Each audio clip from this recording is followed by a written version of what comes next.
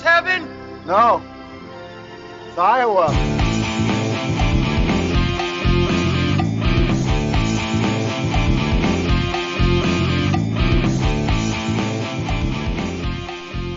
Ben, don't try to evade your responsibility. In your parlance, you blew it. You knew the significance of this episode, yet you failed to take adequate measures to protect it. So to you it was a job, no more. Were it more, and you had the dedication I was led to believe... You believe what you want. You work your side of the street, I'll work mine. Come on now, don't be naive, Ben. We both know how careers are made. Integrity is something you sell to the public. Look, Eric, let's understand each other. I don't like you, but we hope you will like this discussion of Bullitt on the Pod of Dreams.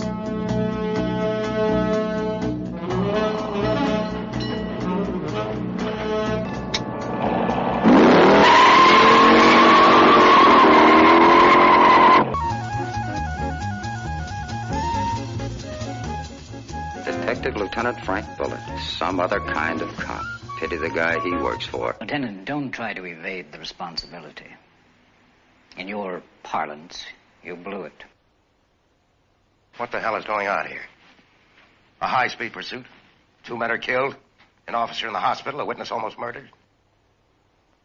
Captain Baker would like to have a word with you. Now listen to me, Lieutenant. All right, nail him. I want him written off. Do you let anything reach you? I mean, really reach you? Or are you so used to it by now that nothing really touches you? You're living in a sewer, Frank. Day after day. With you, living with violence is a way of life. Living with violence and death.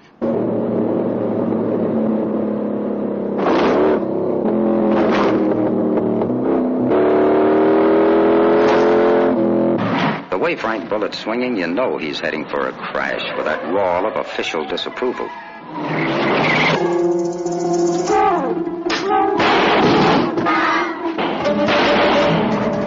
But when some rare Chicago blood starts spilling in San Francisco, they hand Bullitt the mop. Now, what went wrong, Lieutenant? Who else knew where he was? What? Who else knew where he was? What are you implying? Well, they knew where to look for him, and they used your name to get in. Are you suggesting I disclosed his whereabouts? You believe what you want. You work your side of the street, and I'll work mine.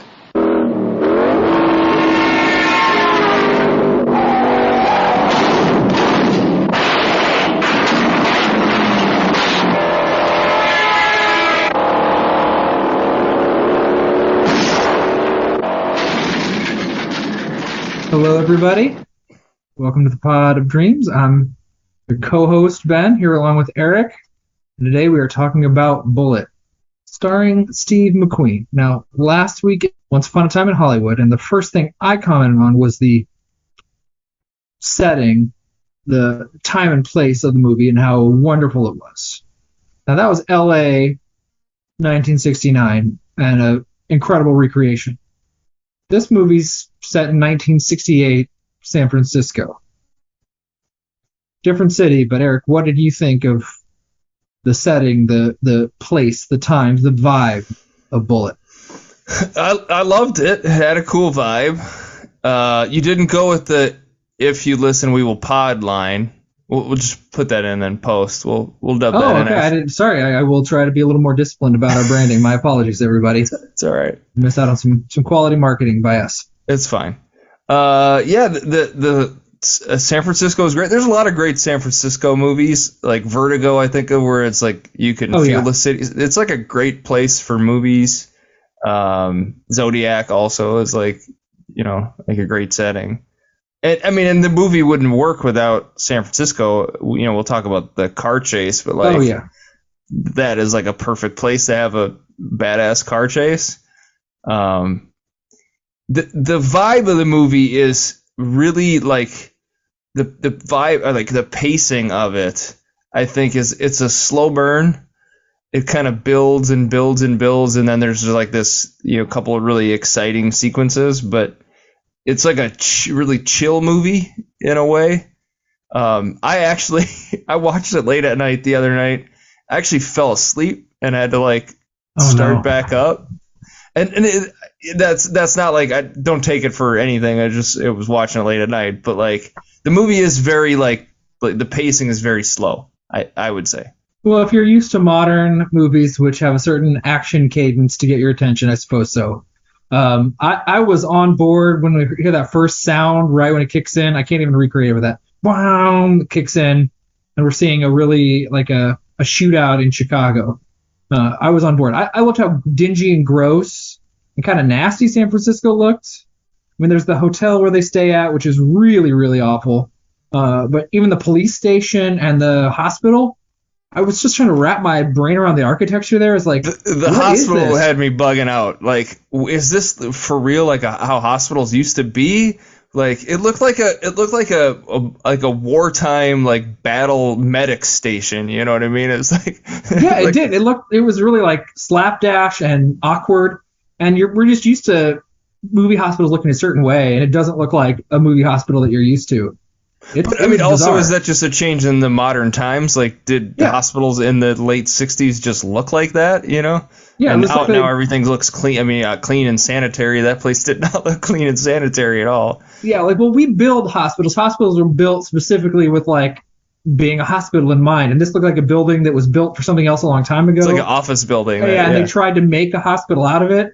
It was really bizarre. And the police station, too, was just dingy and gross. Everything's got, a dinge of dust and nastiness around it, which I loved. I mean, it was sort of grimy. It worked really, really well. It was it was exactly the vibe I wanted coming off. So, I mean, I picked this movie, and I just kind of wanted to stick around in the late 60s because I was so enamored with what was going on with Once Upon a Time in Hollywood, and I wanted to, let's see a movie from right around there. And this really, really scratched that itch. It's this is exactly what I was looking for. This is a place I wanted to spend more time. But it was just, I mean, they go into a jazz club. It's man, that looks really, really fun. He's got a kind of hippie, artsy girlfriend. They go out to eat. This is Steve McQueen, the Bullitt of the eponymous Bullitt. Frank Bullitt, right? Isn't that his name? Frank Bullitt. The last name is so cool. The first name is so it fits. Well, it's let's name a cop Bullitt. You know, that's a little on the nose a bit, but let's not spell it like Bullitt. Let's put an I in there. But this is before all the tropes were just ironed out and everybody was doing them ironically. We got a good cop, bad cop, totally unironic in this. It was oh yeah, they're just doing it. It wasn't just the super well-defined trope that we're all super aware of. The captain is giving him orders he doesn't want to follow. You're right. This movie, I think, is responsible for a lot of those cop movie cliches, but it's this wasn't a cliche. This is the first time it was in a movie, which is pretty impressive, you know. But for me, watching it in reverse time is oh, I've seen that cliche. Oh, I've seen that before. There's actually a bunch of scenes in this movie, in particular the final scene. You know, we'll go through the movie, but the final scene at the airport is where have I? Oh, that's Heat. That's the end of Heat. Literally, almost shot for shot is that final scene at the airport is that's the end of Heat. I've seen it before. And I love old airport scenes. Just it's because it's so mind-boggling. Airports aren't like that anymore. Nothing that happens in the airport in Bullitt could ever happen in 2022. Yeah, the guy switches flights at the last second from I don't know, where is he going, to Italy or something like that? And then he switches. He's going to Rome and switches to London. Yeah. Yeah, it's oh, you go to the front desk. Where is he? Oh, no, he switched his flight. Well, you could do that? You could just go grab a flight on go to a different flight, a different international flight at the last second. Yeah, it's unreal. Well, let's talk the plot a little bit. I mean, we've got Steve McQueen is Frank Bullitt. He's a lieutenant, detective, police force. A homicide. I think he's a homicide detective, okay. Which we learn later on, which has also made me question some things, but keep going. Sure. He's told that he has to meet some senator. I think he was a senator. Do we know what his exact? Yeah. So the senator, played by Robert Vaughn. I don't even remember his name. You could just think of him as a douchey senator. Meets him at this party, and he's asked to go to this hotel. Chalmers, wasn't it? Senator Chalmers. Chalmers. There we go. Chalmers. Yes. And they sent him to this really dingy hotel to watch this guy who's going to testify for the senator in a hearing that's a really big deal for the senator because he's going to be able to grandstand and boost his exposure politically. You're led to believe it's like a mafia. He's bringing in some surprise mafia witness to testify at like some Senate committee hearing or something. Yeah, and they refer to him the organization. We don't know anything about it, but yeah, it's mob. And the guy's from Chicago, but he goes to San Francisco. And Frank Bullitt's got a couple of cops that work under him. They take shifts. It all seems pretty straightforward. But see, you're starting right there. This is where I was confused. Like this part of the movie, I was just like, hold on a second. Like, first of all, the movie starts with, you said, the shootout. There's like these mafia guys, and I didn't understand like what that had to do with the movie. You don't know at all. You don't. No, you're not supposed to. I didn't know either. Like, you don't know this if guy's there's any getting shot connection. at.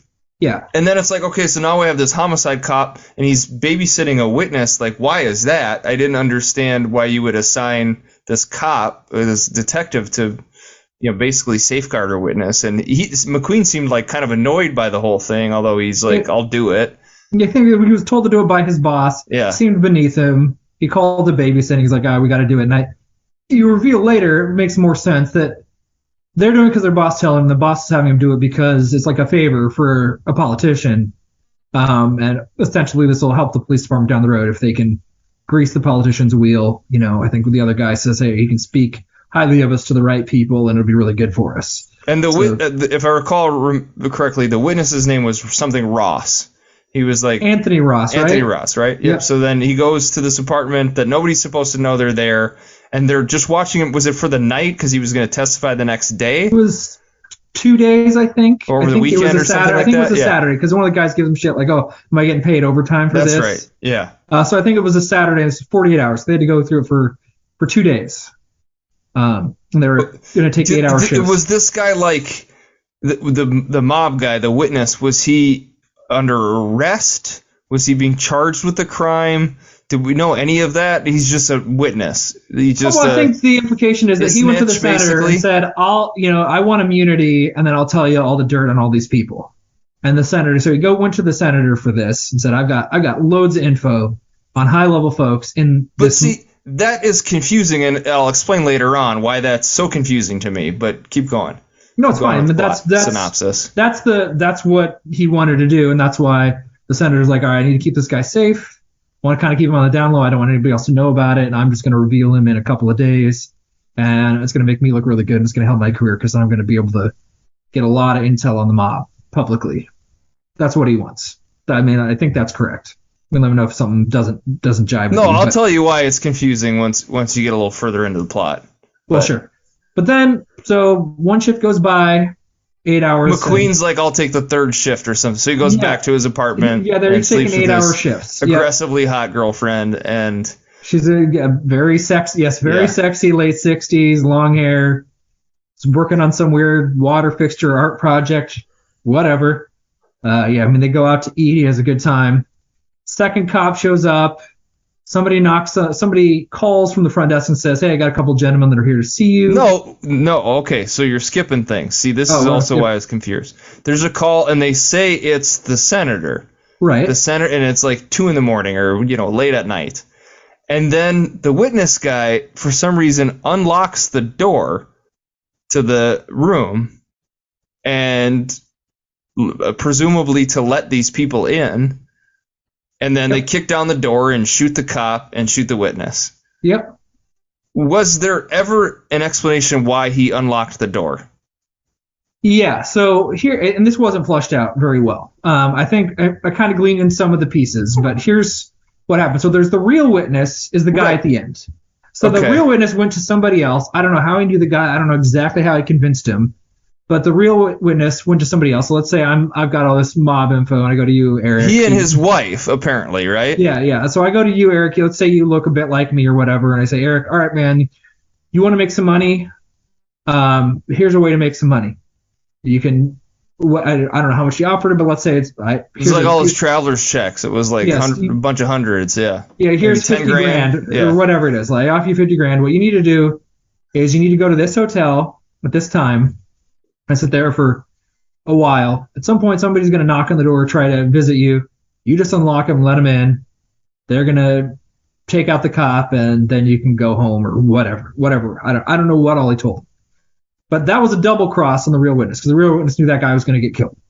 Because that guy who does unlock it is really weird. He like lingers by the door, and he's not scared at all. Like he should be scared. Somebody might want to kill him. Because you don't know any of what. If you haven't seen the movie, what Ben just said is not explained until like an hour and a half later. Right. It's more of a detective than an action movie. It's more of a we're police procedural than action movie, with one big exception. I found it very confusing, but it is. It takes a little while, and it doesn't explain it super well. You got to kind of fill in the pieces. But that guy unlocks the door, and he ends up getting shot. But the real plan is that the real witness is just using that guy to pretend to be him, so that he can abscond to Rome or. But why London. did he need to do any of that? Again, was this? That's why I'm so confused by the plot. Because if the real witness guy is the guy you see in the beginning of the movie, right? Yep. He's the one that like kills the mobsters. He throws a grenade or whatever. He kills all these guys. He just runs away. Yep. Runs away. So presumably in Chicago. Presumably from there he pays this guy and his wife to pretend to be him. Flies to San Francisco also, so they both get to San Francisco somehow. And then the fake guy goes into custody from the police. But why not just leave? Like, why do this whole facade of this? I'm going to testify with the senator, and like, if he just wanted to get out of the country, just leave. He didn't want them to look for him. I mean, you can debate the logic of that, but he wanted the mob to fake his own death, basically. So the mob wouldn't go after him, right? Because if he's testifying against the mob, if he stole $2 million from the mob, right? So that's why he had to leave the mob. He'd already stolen $2 million from them, so the mob was going to come after him anyway, and he wanted them to think he was dead. Because your plan is to go to Italy to escape the mafia? Well, fine. That's fine. Sure. But if they think he's dead, they're not looking for him. They don't know who he is. So that's his plan. His logic is. I think there might be a gangster or two in Italy, maybe one or two. Yeah, but they think he's dead, so they're not going to look for him. Like, it's a different Anthony Ross. Whatever. But I know this is like not at the time of like forensics, but like you would find out pretty quickly that this wasn't the real guy, right? Like.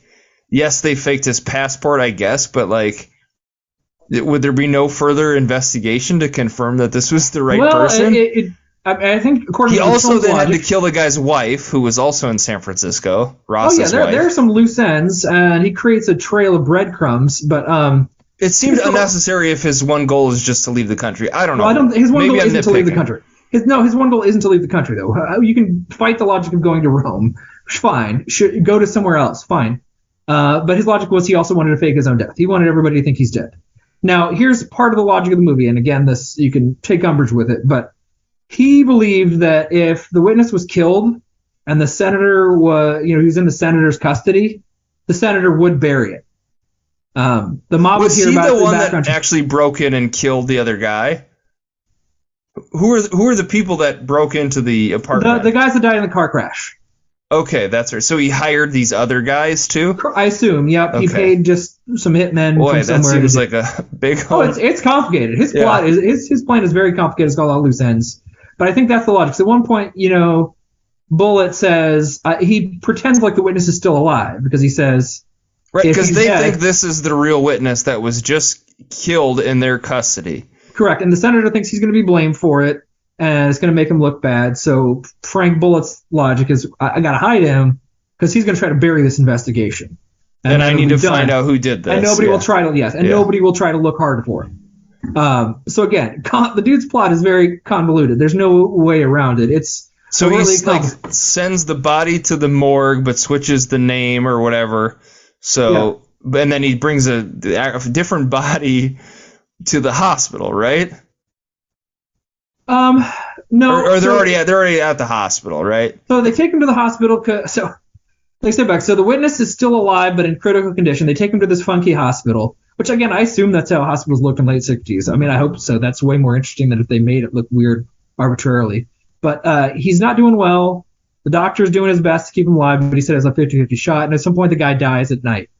The senator's left, and Bullitt says, all right, after he does pull some racist bullshit on the doctor, like wanted a different doctor because he was black. Yes, the senator. Yeah, I was like, what did Bullitt do that was bad? No. The senator guy goes. He wants a different doctor because he wants his own people. Yeah, I don't trust him, even though by all accounts the guy did the best he could. But guy dies and he says, hey, we gotta figure something out. We gotta like hide this guy. Can you help me? And the doctor says, yeah, we can lose his record.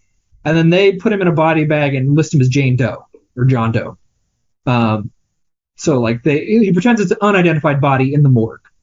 So he takes the body is in a morgue somewhere listed as John Doe, not as the actual name of the witness. And he doesn't tell anybody where the witness is until later.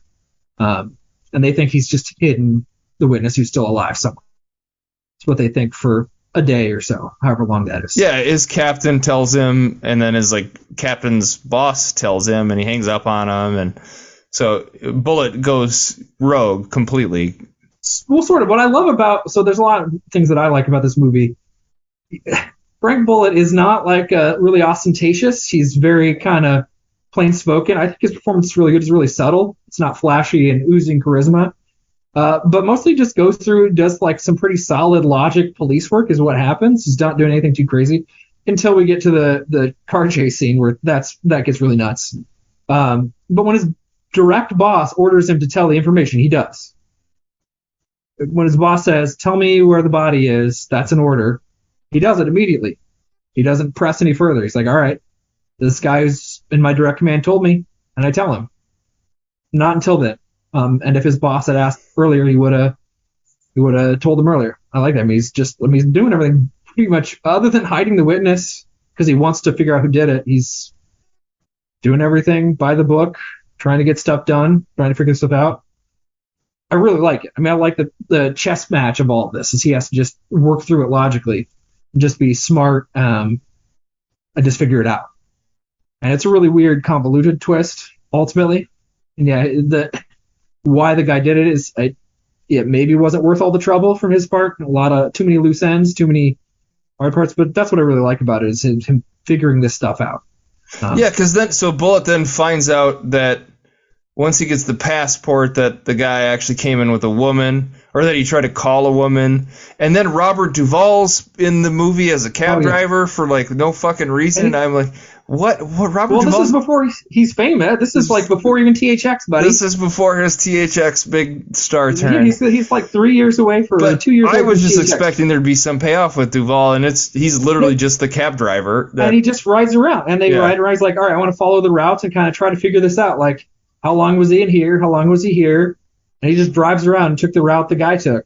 And then he finds the killer guys, and locates them. I love that scene. It was tense. There wasn't a lot of action, but so he realized there might be another hit on the witness who hasn't died yet, and he posts, one of his other guy to guard the body, and then that guy asks where the witness is who's been shot, and then hospital worker calls Bullitt and says somebody was asking me about somebody with a bullet wound, and unfortunately I did tell him it was on this floor. And they get this fun game of cat and mouse as they're in this really, really gnarly. I mean, there's so much stuff about way things look. They aren't choices anybody would make. Again, it looks really, really gross. And they pursuing him through the basement and almost the bowels of the building. Yeah. Yeah, and it's just really tense and exciting. Not much happens, but it was really, really good. And then the witness ends up dying anyway. And then he starts to get a description. They do the good cop, bad cop routine with the guy that works at the hotel. It's really, really, really funny. I mean, I'm just not used to the good cop, bad cop deployed unknowingly, not tongue in cheek. It's just really, really fun to see it. Just we're just doing it. And then it turns out that woman is killed at the hotel, right? The real Ross's wife, or I guess not Ross, the fake witness's wife is murdered. Yeah, and there's some emotion that goes in there because he doesn't get a car anymore because there's competing motivations inside the police department. His boss is we're going to do things correctly. We care about getting to the truth of the matter. And there's another guy who's like, hey, why don't you help the senator out and we can That's make this, his boss's boss, they're chief both of captains. police. They're both captains, so I couldn't tell who. Well, I guess it must be the chief. I think one guy was the chief of police. Okay. And he's like, yeah, we gotta work with this guy because he'll help us. And then that guy ends up denying Bullitt access to cars anymore, but it's after the car chase. So he has to get a ride from his girlfriend in her hippy dippy Beetle or whatever that is, and she sees police sirens pull up to the hotel where she gave her cop boyfriend a ride, And she runs in thinking, he might have gotten hurt. And she sees the woman die, and then she just has a conversation like, I don't know how you do this, man. Like, your worlds are so far apart. You just live with this. And he's very stoic throughout the movie, and he barely seems to react. He does. There's some key facial tics here and there that I think are really telling. That's my biggest problem with this movie is McQueen. Like, literally, like, I knew you were going to complain about how boring acting. he is. Why do people think he's some charismatic movie star? I really don't get it. He does some good, like, eye stuff, like eye work. There's a bunch of scenes where he's just sort of sizing up the situation. His eyes are moving back and forth. You can just tell that he's trying to figure it out. Like, he doesn't talk a lot. Cool turtleneck. He wears a cool turtleneck. I'll say that. Like, drives a cool car. But, like, who said he's a charismatic movie star? That's all the stuff I'm reading about Steve McQueen is he's like the epitome of a movie star, the coolest guy ever. It's like, what do you... Honestly, I was going to have this discussion about Steve McQueen, but my biggest comp to him is Paul Rudd. Like, maybe I don't know if people know your hatred of Paul Rudd. Not a huge Paul Rudd guy, but so like that's really damning. Talentless, like just a talentless kind of affable guy. Like, okay, nothing special. He's not funny. People think Paul Rudd's funny. I don't find him all that funny. Steve McQueen can be charming, I guess, but he's not, like, comical. I don't find him funny. He wasn't trying to be funny, and I don't know that he was trying to be charismatic. But I've seen The Great Escape. In that movie, he's supposed to be, like, this cool guy who, like, says fuck off to the Nazis, and he goes in the lockbox, the isolation solitary room over and over again, and throws his ball, and it's super cool. And, like, I didn't get that at all from that movie. Maybe I'm just missing the Steve McQueen thing. About all the stuff you probably didn't like about his performance, I did. I liked that there wasn't a lot of talking. There were virtually no one-liners here anywhere.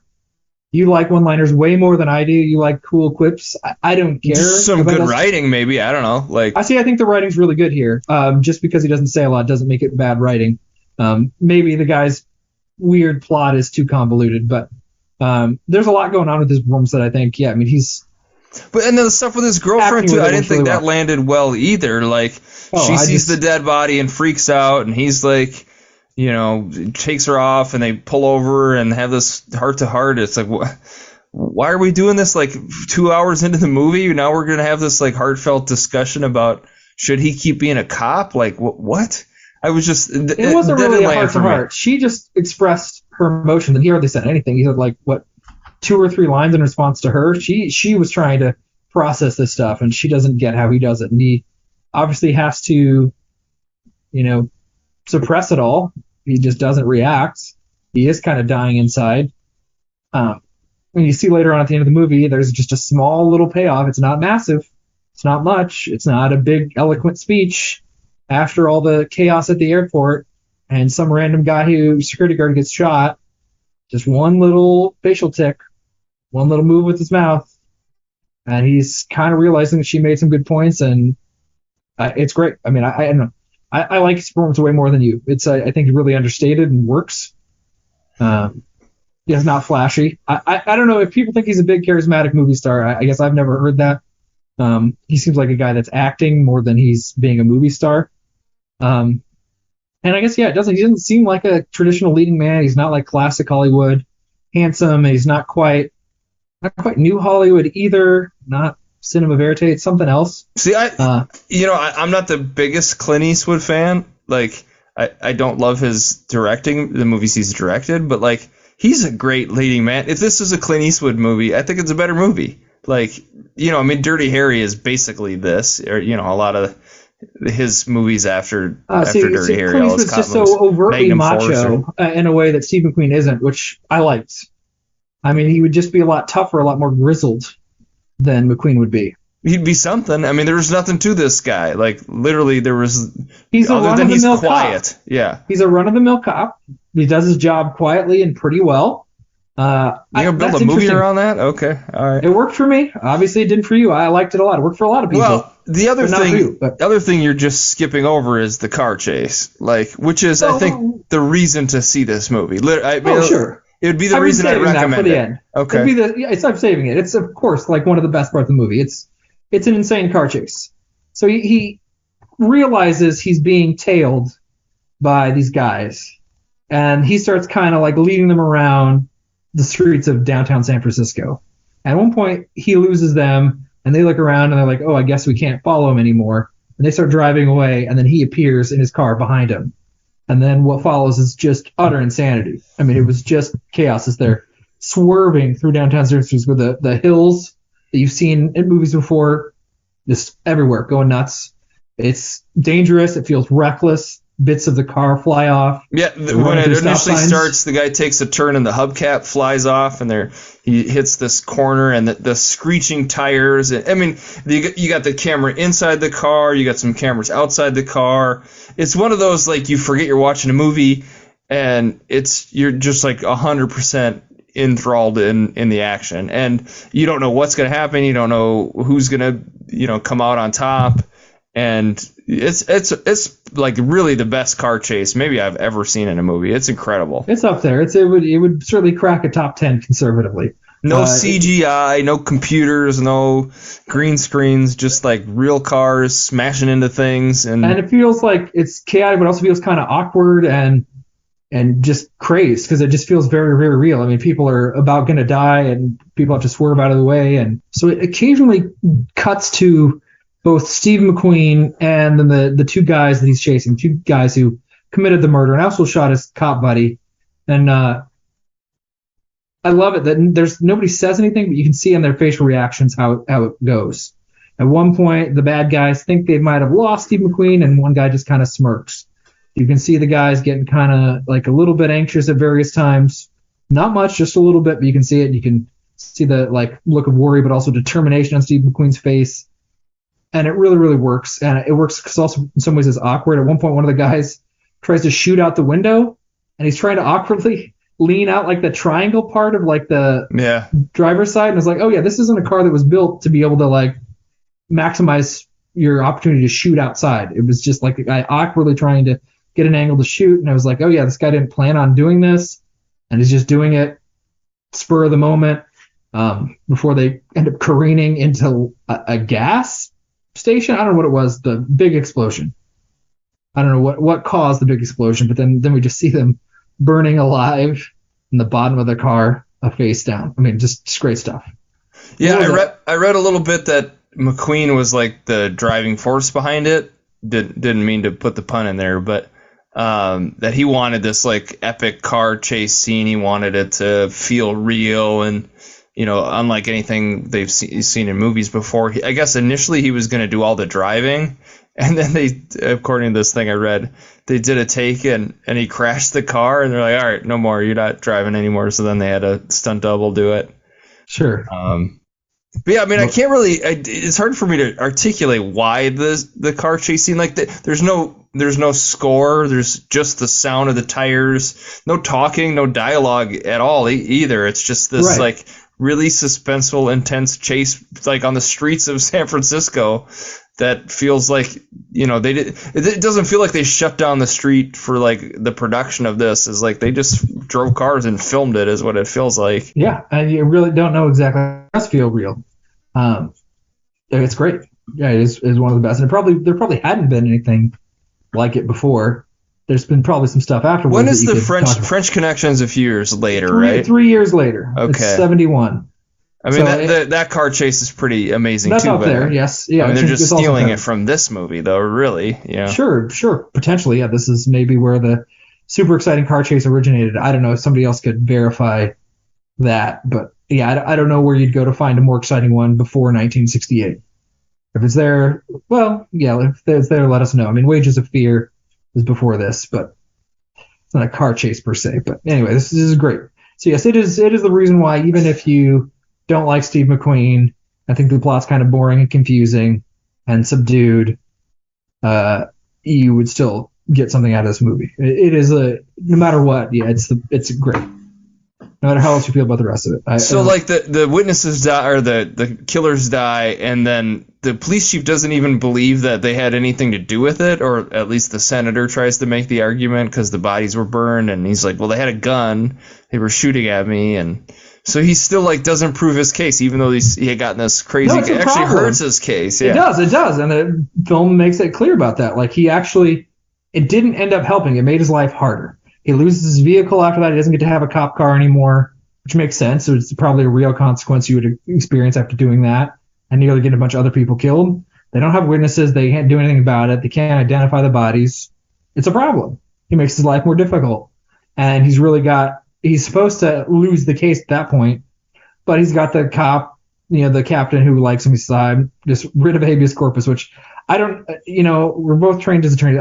That just means, what does the writ of habeas corpus from a senator mean? It would be like you'd have to release the person, right? Isn't that like a prison release order? You'd get a judge that would order the release of a. And so he had the rights to the prisoner because he was in his custody. And he's a senator, so he was able to get a judge to say that. Okay. Right. That's what happened. Okay, I was really confused about that place. What does that mean? Would the senator has the senator never seen this witness guy? Correct. We know that for sure. I'm pretty sure. He might have seen him briefly, but he doesn't know what he looks like. So he just knows, here's this guy, Anthony Ross, who high up in the mob, stole $2 million from the mob, and now he wants immunity and protection in exchange for testifying. So he'll testify, but you keep him safe. And if he met the fake witness, he might have met the fake one before. I don't know, but he didn't ever see what the real guy looked like. He had no idea, or they looked close enough. So how did they know where he was, where the fake witness was? How did the killers know that he was at that apartment? Do we ever find that out? I assume that the real witness, the real mob guy, told the hitman that he's going to be at this hotel. Because remember, if you're a fake witness, Eric, and I say go to this hotel, I know what hotel you're at, and then I can say, hey, murder you two guys. Go murder this guy. He just met him at the hotel. They just met, the cops met him at the hotel, so he wasn't in custody at all. I mean, it depends on what you mean by custody, but he's technically under the senator's protection. The senator says, great, all right, you testify this public hearing on Monday, whatever the date is, and I'll be at this hotel. Come to this hotel. You go to this hotel, and I'll have people come and look after you. And then he has the fake guy go. Then he just tells. The senator doesn't have the fake guy. No, I know, but the real Ross has the fake Ross go to the hotel. Correct. He said, all right, I'll go to this hotel. That's what happens. Yeah. So fake Ross goes to the hotel, and he's just sitting there. Wouldn't there have been easier ways to fake your own death? I mean, I don't know, man. I have really not thought about how I would fake my own death. I haven't really given a lot of thought. It's a nitpick for me. I don't. So the other part of the movie I did really like is the airport chase. Oh, of course, the two really action sequences. There's basically two. Well, there's kind of 2.5 because I also really the moment there's action, I think it's all really good. It does come out of nowhere though. You're just like, oh, okay, now this is like suspenseful. Well, the hospital scene worked really well too. I mean, I thought that was really, really exciting. Also, but yes, the also running around dodging airplanes and the craziness in the airport tarmac, is also really exciting. How do they do that? One guy's hanging from the plane. It's like, what the hell? Yeah, they both drop down, and he's just like looking in the dark, and it's really, really tense, and he can't see anybody, but he knows he's out there somewhere. The guy's just like panicking and trying to run away, and eventually gets back. But there's just door. He just runs back into the airport and tries to get lost in the crowd. I mean, it's just unreal, both in terms of tension and execution, and also because airports have not been like that for most of my life. It just would not be possible. Almost any of the stuff. But then, he almost gets away because they go to the plane that's going to Rome, and he says he's not on there. They're waiting for him. They don't see him. We're looking for a confrontation. And I guess it's his instinct where he's like, all right, did he switch flights? And he realizes in the last second that he switched to London, and he asked or figured it out and stops the plane, that's about to take off. And I don't know, I guess if you're a homicide detective, you can do that just by showing your badge. There's a little area where I guess if you just show your badge, like everybody does what you want. Anytime he goes anywhere, he's like, asks the question, like, I can't reveal that information, sir. And they flash at the badge. I'm like, oh, okay. Right this way, sir. Let me take you to this hotel room. I don't know if that's what it was actually like for cops in the 60s, but another one of those tricks. Like, just you show the badge, and then everybody acquiesces to what you want. Like, all right. Fair enough. But yeah, I mean, all the action's great. I mean, it's not Die Hard, but okay. A few movies are Die Hard. It hit the spot for me, all those action sequences. I liked that it was more tense than just a shootout. It felt like there were real stakes, there were real lives involved. I think a lot of that's because like you get so numb to the action in modern movies that like, oh wow, this actually feels different than Fast and the Furious or whatever it is that comes out now. That's true. I mean, this is I set out to soak up more vibes from the late '60s, and it worked for me. I mean, I was loving it. I was like, this is exactly the movie I wanted. I don't care that the villain's plot was really, really convoluted and it wasn't fleshed out super well in the narrative. It's just a few lines here or there, and you kind of fill in the gaps with logic as best you can to have it make sense. But I just the Steve McQueen thing. I'm not fully getting it. I don't understand. I mean, I've only seen it in one movie, and I don't get the vibe that this guy's a movie star. And I don't know. He was much else. Though. Well, he was in a lot of people in a lot of movies, and I don't know, the 60s and 70s were a weird time for movie stars. But you can be in movies a lot and not be, a charismatic, not be Brad Pitt, right? He's not Brad Pitt. He's just not that kind of guy. Brad Pitt didn't say a lot in Once Upon a Time in Hollywood, but when he did, it was on point and clever and funny, heightened in the way that Quentin Tarantino makes everything. And he just looked cool in every step. This guy didn't look cool. It was cool to me how uncool he looked. I like how he just looked like a boring, run-of-the-mill cop who's pretty good at his job, doesn't like politicians very much, and is smart and good at his job. I like that. That resonated with me. It's the thing I don't see that in movies. Every cop's got to be really, really tough. I read this weird deal about how Steve McQueen died. Okay. Because I guess he died pretty young from mesothelioma, but like apparently after he was diagnosed, he went to like Mexico to have these like weird treatments. There was like some about coffee enemas and stuff like that, like all these like against doctor's orders. He was doing all this like experimental shit, and then he had some experimental surgery done, and doctors told him, and then he died. He just like disappeared to Mexico to have these like unproven treatments done on him. I was like, wow, that's weird. This big movie star. I guess if you're just desperate and you're like, you have the resources. I mean, isn't that Dallas Buyers Club to a certain extent? I can't get these drugs, so I got to get them from elsewhere. And yeah, that was more of a cost thing, but this, I would assume for him it wasn't a cost issue. They're saying he's paying like $40,000 a day or something like that for these treatments. Well, there's that Bullitt money. I guess so. I mean, this movie was a hit for sure. I mean, people loved it in the late '60s.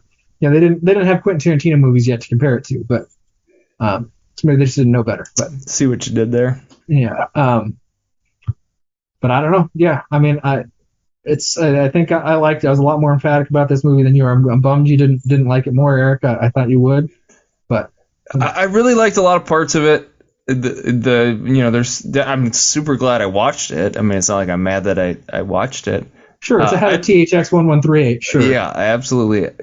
Yeah. So this is our third Robert Duvall movie, by the way, in the Pot of Dreams. The cop stuff, like the faxing of the photos, I thought that was kind of funny. He had the giant phone he put on the fax machine, and he had to take this like big printer cartridge just to get one picture. Oh, all the old technology. Like 40 minutes. Yeah, the old cars, the old buildings. Everything about it was just really, really gnarly. If you build, you will come. So, all right. I mean, let's just give me your Letterboxd rating, because I may or may not have more to say, but I want to hear your Letterboxd rating. How bad's the damage? I give 3.5 stars. Oh, okay. 3.5 for me is like, I liked it. There were things about it I liked. There's also things that kind of bugged me, maybe nitpicked too much about. Would recommend it. Definitely recommend checking it out. But I don't know if I'd ever watch it again. I definitely YouTube the car chase scene again. Like that shit was gnarly. But other than that, I don't know if I'd watch the entire movie. Like I said, I did. If I'm being honest, I did fall asleep at one point watching it. It's funny. I watched this late at night, and I've got a new baby, and I'm getting like 3 or 4 hours of sleep a night, and I did not fall asleep. Tough guy. Tough guy. I loved it. It was very, very, very exciting. I mean, that's interesting. So, I mean, right now, because it really was exactly the movie I wanted it to be, different. I mean, I love that movies change through the years. and that we just haven't been making movies the exact same way. Some of the tropes have been used for, in some cases, probably 100 years, but it's so much about this is different. San Francisco doesn't look like that anymore. Cops aren't like that in movies anymore. There aren't really car chases like that. I mean, I was trying to think of, so we're talking about before 1968. I don't know. I mean, so the best vehicle chases in the 21st century to me is Mad Max Fury Road. I'm trying to think of what other... Ronin's got a killer car chase. Have you ever seen that Robert De Niro Ronin movie? Is that 21st century? Did that come out in the... Ooh, it might be in the 90s. Yeah, that might be a 90s movie. Yeah, because they're definitely... Bourne movies. The Bourne movies are 21st century. Yeah, the first Bourne movie's got a cool car chase in it. Okay, so there might be some in there, but I'm just like, I don't think there's too many movies that are modern that have... I mean, I have not seen all the Fast and the Furious movies, but I would take this car chase. I would take this car chase over any of the ones I've ever seen in Fast and the Furious. That was going to be my next. That was going to be my next. There's some decent ones in there. There's not any as good as this. But they're cartoonish and silly, and they're kind of fun because they're like basically superhero stuff at that point. This worked because it felt so real. There's one where they drive a safe through a city, and then I think is that the one where they jump out of the car while it's flying off a mountain? Is there one with a tank flying? There's definitely a tank for sure. It's like anyway, yeah. I mean, there's one where The Rock, and it's all CGI, so like basically grabs a helicopter and like pulls the helicopter down. That might be. No, that's a Fast and the Furious movie. I'm pretty sure. No, that's just. See, like okay, I would take this over that anyway. Next week, Fast 8, we're doing on the Pod of Dreams. We can do Fast 8. Kidding. It's probably fine. Just kidding. I probably feel about Fast 8 how you feel about Bullitt. You probably fall asleep. It's possible. Yeah. I just wouldn't feel real, or if you're like, whatever. They're going to solve the problem with CGI cars. Well, Jesus Christ, what's the rating here, man? You're 4.5 because I hit the right spot. So higher than Once Upon a Time in Hollywood. Well, right. Well, that's where it's funny. Once Upon a Time in Hollywood really made me want to soak in the vibes of this movie. If it cooled off and I weren't seeing it off the heels of Once Upon a Time in Hollywood, and I were just seeing it as part of just a regular diet of movies, it would probably be a 4. 4 might be the actual honest one, but because of the time and place that I saw Bullitt, it really resonated with me pretty deeply. We're not that far off. We're pretty close. No, I think so. The plot isn't flushed out probably as well as it should be. Yeah, that would be another docking a star for me. I was just utterly confused. It is confusing and it doesn't all make sense. It's not art house in that it's ignoring plot altogether. It's just executing plot kind of awkwardly and poorly. It needed some exposition or something. Maybe that would have confused me more if somebody was explaining. I'm like, wait, huh? You need the police chief explaining this to somebody else, or the captain explaining to the police chief, and then I don't know. But otherwise, I mean, I love the way it looked. I love the way it felt. I love there's basically 3 actiony pieces I thought were all. I mean, nothing is as good as the car chase, but the other 2 were also very, very good, very, very exciting, very, very tense. And I like Steve McQueen's.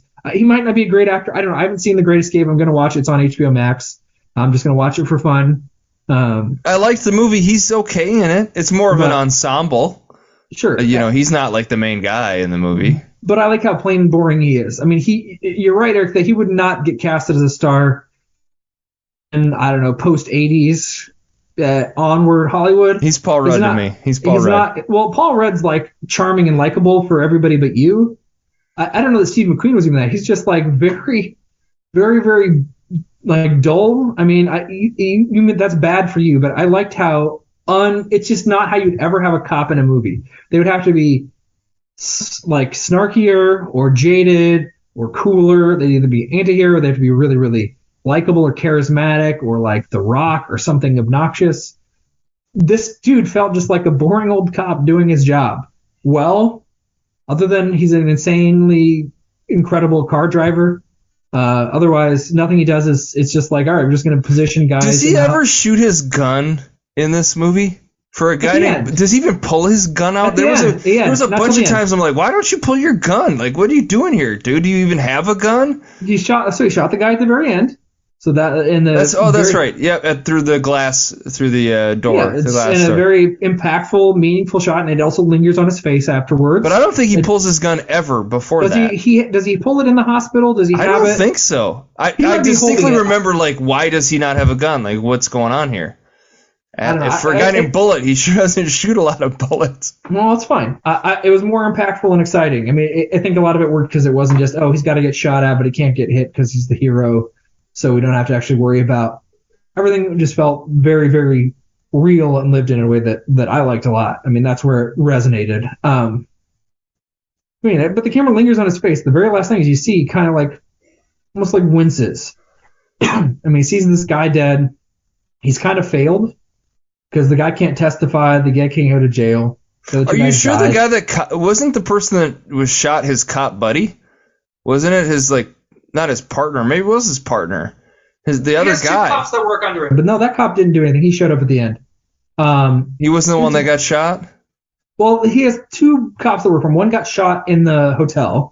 That guy got shot. Right. The other guy, the guy he's sifting through the luggage with, and he's like, bag that, fingerprints on that. Like, the other guy. I love how cumbersome that part. That was another scene I forgot. Like, I love just how, like, there's just so many mundane parts of his job that he has to do, and it shows bits of them, like, in the midst of everything he's doing.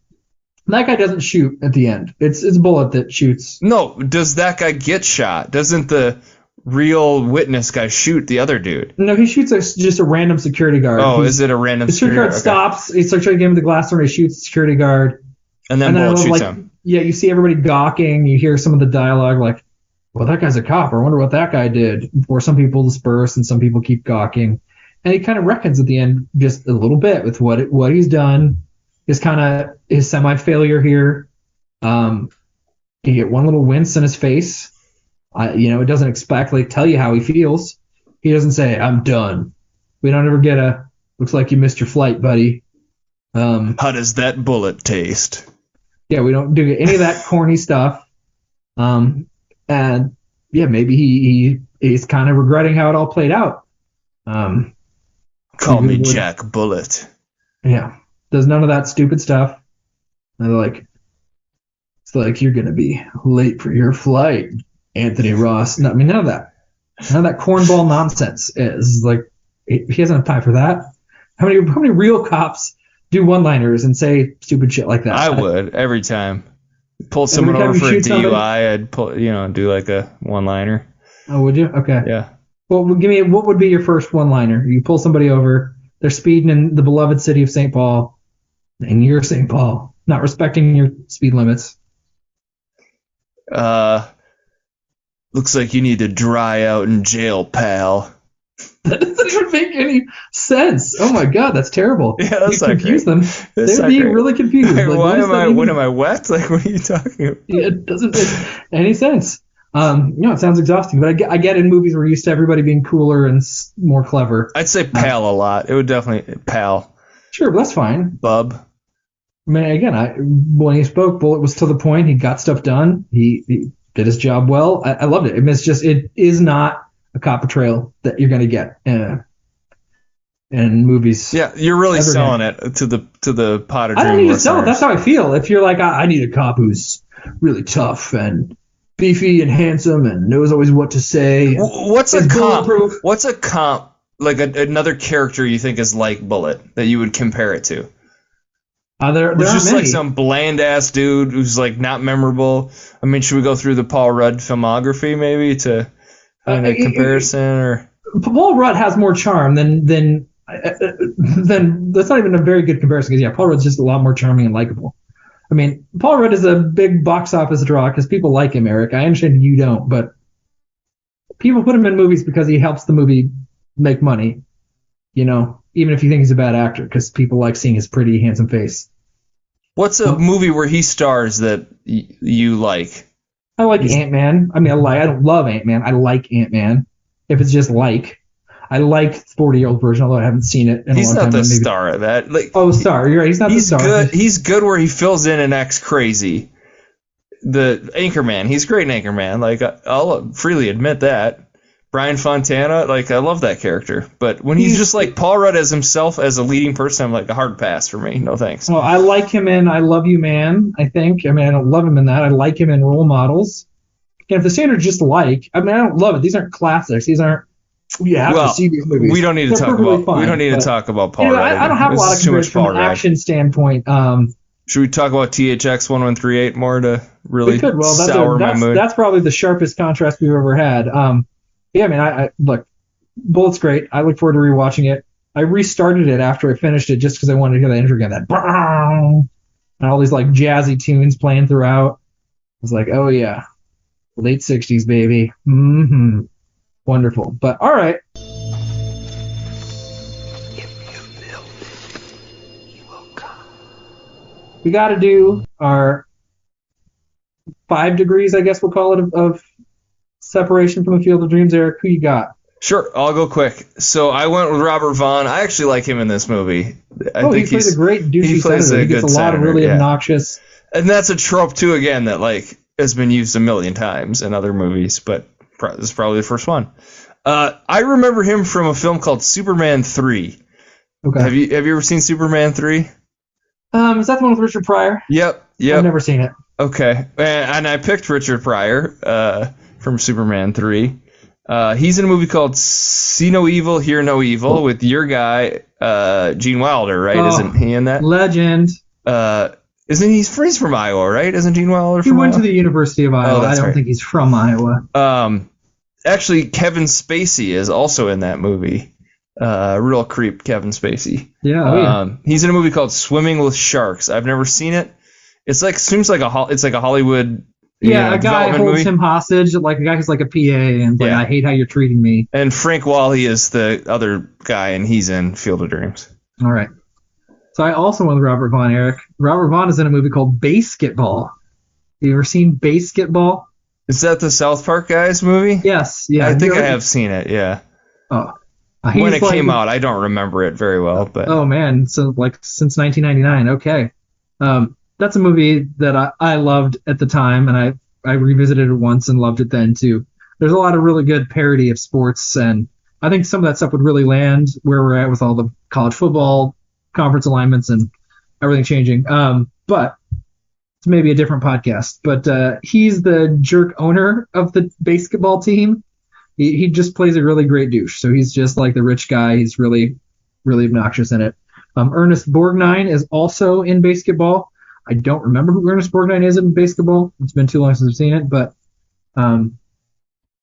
Ernest Borgnine also has a small role in a movie called Gattaca with Uma Thurman and Ethan Hawke. Another movie I've seen once, I liked, but I don't think I loved. And then Uma Thurman's, of course, in Pulp Fiction with Frank Whaley, who's in Field of Dreams. So that's my route. We both went with Frank Whaley. Yeah, and Robert Vaughn. We both started the same way. We just took a slightly different route to get there. Interesting. Fun. Well, play at home if you enjoy that. All right, you ready to do a little trivia? I want to know what we're watching next. All right, so give 5 clues. Ben, jump in and guess whenever you want, and it will reveal the movie we're watching next week. All right, clue number 1. This movie takes place in the 17th century. Or 18th century, 1700s. So 1700s. 1700s, okay. 18th century. Gotcha, okay. I'm ready for the next clue. Clue number 2, the movie was filmed in Calgary, Alberta, Canada. Okay. Not helping? Of course not. Clue number 3, the original title of the movie was Skulls, but it was later changed. Okay. Not helping? Nope. All right, clue number 4. The movie is directed by the same director of 10 Cloverfield Lane. I can give you his name if... Go ahead. Dan Trachtenberg. Okay. Oh, okay. Is it Prey? It is Prey. So the last clue is it was released in 2022, and it's on Hulu. Yes, it's a movie called Prey. It's a new Predator movie. I was actually going to do Predator, the original, was going to be my choice, but then I watched this, and I thought we have to pick it, so we have to do it. Okay. So, it was just released, I think, on Friday, like a week ago, When you listen to this, it'll be out for a week or two. So it's funny. I should have thought. I should have saw it. I was like, I thought I've seen all the buzz coming out about Prey. I'm like, I wonder if Eric's going to select Prey. I actually had that thought a few days ago. I didn't catch on. I guess I didn't realize it was 1700s. I kept, very stupid U.S. centric. I was thinking of like The Patriot or something, but like revolutionary times. But I wasn't thinking of native peoples. So no, that's awesome. Looking forward to watching it. So like I said, it's on Hulu, so watch it. There's actually a Comanche version where it's all in Comanche language on Hulu. Haven't watched it yet. I think I'm going to check it out. I'm going to rewatch it. The scenes are all the same. They just do it in they Comanche just dub and it. then It took out all the English. Because like the movie starts where it's like in Comanche, then immediately you're like, okay, now it's in English. Just like pretend it's in Comanche is kind of the idea. But then there's a version where they all speak their native language. So did they have to shoot the dialogue twice, or is it ADR? I think it was ADR. I listened to a podcast with Dan Trachtenberg. I think he said they came back in and just redubbed it. So it may look weird. We'll see. There's not a ton of dialogue in the movie. I mean, the Comanche is the one that's ADR'd, and the English one is not. There's the like standard version. They speak English. I know, but that's the one that's what they filmed. They didn't dub that one. Yeah, all the actors spoke English. So the Comanche's the one that's dubbed. Got it. Correct. Okay. Yep. Got it. Okay. Yep. Yeah, that bothers me when the lips don't match. So we'll see. Yeah, I haven't watched that version of it yet, but highly recommend it. A couple of our buddies, our previous guests on the show, have done reviews and given it really good reviews too. So we'll highlight that next week. But I heard nothing but great things about it. So. Well, did you anything else you want to talk about Bullitt? No, it's great. Eric, it's too boring for Eric, too smart for Eric. If you like something that's a little smarter, a little more subtle, still has real sexy action pieces, watch Bullitt. Or go watch a Paul Rudd movie, same thing. Bye-bye. Thanks for listening.